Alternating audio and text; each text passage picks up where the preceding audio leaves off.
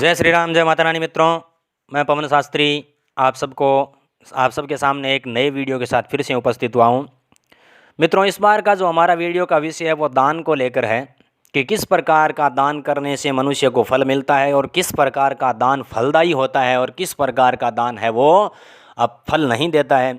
तो मित्रों, शुरू करते हैं। वीडियो शुरू करने से पहले मैं आप सबसे निवेदन करता हूं कि जिसने हमारे चैनल को सब्सक्राइब नहीं किया है कृपया सब्सक्राइब कर लें और हमारे वीडियो को लाइक करें, शेयर करें और बढ़िया बढ़िया कमेंट भी करें।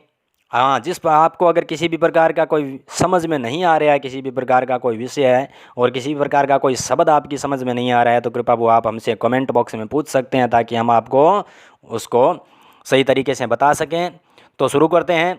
मित्रों, अपने न्यायपूर्वक उपार्जित धन का 10वां भाग यानी न्याय के द्वारा जो पैदा हुआ धन है उस धन का 10वां हिस्सा है वो भगवान की प्रसन्नता के लिए किसी भी सत्कर्म में लगाना चाहिए। जो मनुष्य अपने स्त्री पुत्र आदि पालनीय परिवार को दुखी करके दान देता है उसका वह दान जीते हुए तथा मरने पर भी दुखदायी होता है। अपने परिवार के, अपने मित्रों को, अपने सगे संबंधियों को किसी प्रकार के दुखी करके दान नहीं करना चाहिए, क्योंकि स्वयं जाकर दिया गया दान उत्तम होता है। अपने यहाँ पर बुला कर दिया गया दान वो मध्यम होता है। मांगने पर दिया गया दान अधम होता है, परंतु सेवा करा कर दिया गया दान है वो निसफल होता है, उसका कोई फल नहीं होता। गाय को, ब्राह्मणों को तथा रोगियों को जब कुछ दिया जाता हो उस समय जो न देने की सलाह देते हैं वे मरकर प्रेत बनते हैं, वो मरकर प्रेत हो जाते हैं।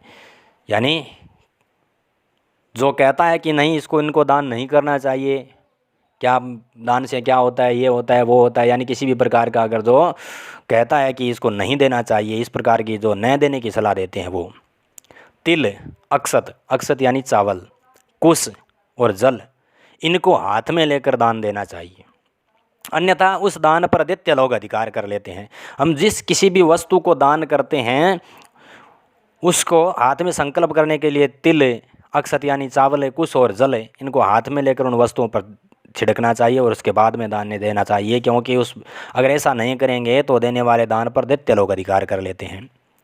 पितरों को तिल के साथ, देवताओं को अक्षत यानी चावल के साथ देना चाहिए, परंतु जल और कुश का संबंध है वो सर्वत्र रहना चाहिए। देने वाला पूर्वाभिमुख होकर दान दें, यानी पूर्व दिशा की तरफ मुंह करके दान दें, और लेने वाला उत्तराभिमुख होकर उसे ग्रहण करें, यानी उत्तर की तरफ मुंह करके उसे ग्रहण करना चाहिए। ऐसा करने से दान देने वाले की आयु बढ़ती है और लेने वाले की आयु क्षीण नहीं होती, यानी घटती नहीं है। अन्न, जल, घोड़ा, गाय, वस्त्र, सैया, छत्र और आसन इन 8 वस्तुओं का दान है वो यमलोक के मार्ग के लिए सबसे उत्तम माना गया है।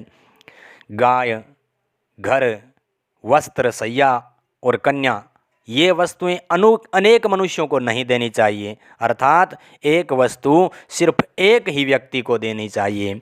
थके हुए व्यक्ति को आराम देना, रोगी की सेवा करना, देवताओं का पूजन करना, ब्राह्मणों के पैर धोना तथा जूठन साफ करना ये कार्य है वो गोदान के सम्मान पुण्य देने वाले हैं। दीन, अंधे, निर्धन, अनाथ, गूंगे, जड़ यानी मूर्ख, बौने, लंगड़े आदि विकलांगों की तथा रोगी मनुष्यों की सेवा के लिए जो धन दिया जाता है उसका महान फल होता है। जो ब्राह्मण विद्या और तप से हीन हो उसे दान नहीं लेना चाहिए। यदि वह लेता है तो दाता को तथा अपने को भी अधोगति में ले जाता है, यानी वो दान देने वाले को भी अधोगति में ले जाता है, खुद तो अधोगति में ही होता है। मूर्ख यानी तप और विद्या से हीन। मूर्ख ब्राह्मण यदि सुवर्ण यानी सोना, भूमि, घोड़ा, गाय, अन्न, वस्त्र, तिल और घी का दान लेता है तो वह काठ के समान भस्म हो जाता है। दान में लिया हुआ स्वर्ण और अन्न उसकी आयु को, भूमि और गाय उसके शरीर को, घोड़ा उसके नेत्रों को, वस्त्र उसकी त्वचा यानी चमड़ी को, घी उसके तेज को और तिल उसकी संतान को नष्ट कर देता है। इसलिए मूर्ख ब्राह्मण किसी भी वस्तु का दान लेने से डरें, क्योंकि थोड़ा भी दान लेने से वह कीचड़ में फंसी गाय के समान दुख पाता है। रात्रि में कोई दान नहीं करना चाहिए, परंतु खलिहान, यज्ञ, विवाह, संक्रांति, चंद्र या सूर्य ग्रहण, पुत्र जन्म, यज्ञ और मृतक कर्म में रात्रि में भी दान कर सकते हैं। अभय, दक्षिणा, विद्या, कन्या, दीपक, अन्न तथा आश्रय भी रात्रि में दान कर सकते हैं। गाय, सुवर्ण, चांदी, रत्न, विद्या, तिल, कन्या, हाथी, घोड़ा, सैया, वस्त्र, भूमि, अन्न, दूध, छत्र तथा आवश्यक सामग्री ग्रह सहित ग्रह, इन 16 वस्तुओं के दान को महादान कहते हैं।